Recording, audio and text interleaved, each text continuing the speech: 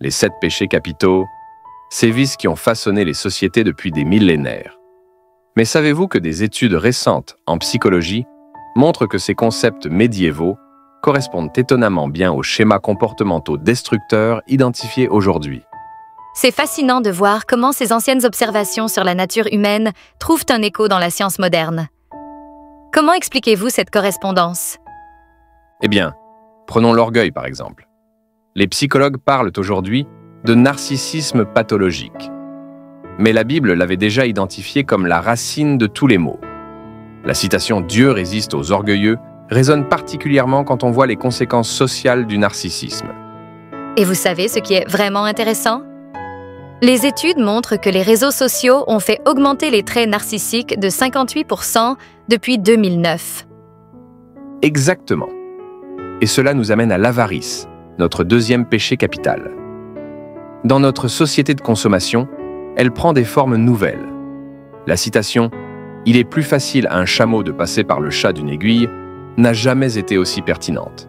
Oh, en parlant de formes modernes, les experts en addiction comportementale établissent maintenant un lien direct entre l'avarice et ce qu'ils appellent le syndrome FOMO, la peur de manquer quelque chose. La luxure aussi a pris une dimension nouvelle avec Internet.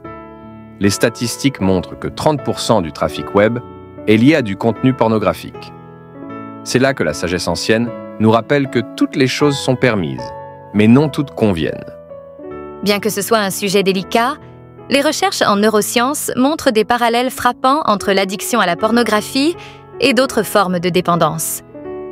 L'envie, notre 4e péché, est particulièrement toxique dans l'ère des médias sociaux. Les psychologues constatent une augmentation de 70% des cas de dépression liés à la comparaison sociale depuis l'avènement d'Instagram. Et ce qui est fascinant, c'est que même les influenceurs qui créent ce contenu envié rapportent des niveaux de satisfaction personnelle plus bas que la moyenne. La gourmandise prend aussi un nouveau sens aujourd'hui. Ce n'est plus seulement une question de nourriture, mais de surconsommation généralisée.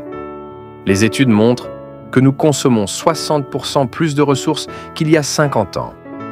Et vous savez ce qui est surprenant? Les recherches en psychologie environnementale suggèrent que cette surconsommation est directement liée à un vide spirituel. La colère, notre 6e péché, se manifeste de façon explosive sur les réseaux sociaux. Les chercheurs ont noté une augmentation de 82% des comportements agressifs en ligne depuis 2015.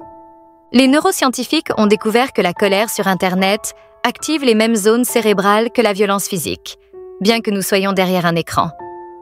Et enfin, la paresse, ou comme on l'appelle aujourd'hui, le burn-out numérique.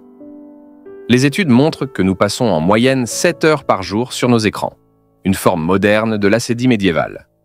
C'est fascinant de voir comment ces concepts anciens s'adaptent à notre réalité moderne tout en gardant leur pertinence fondamentale.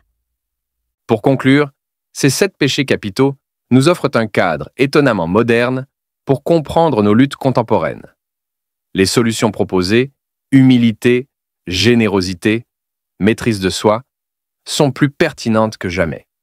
Et peut-être que la vraie sagesse réside dans cette capacité à reconnaître que malgré tous nos progrès technologiques, la nature humaine reste fondamentalement la même.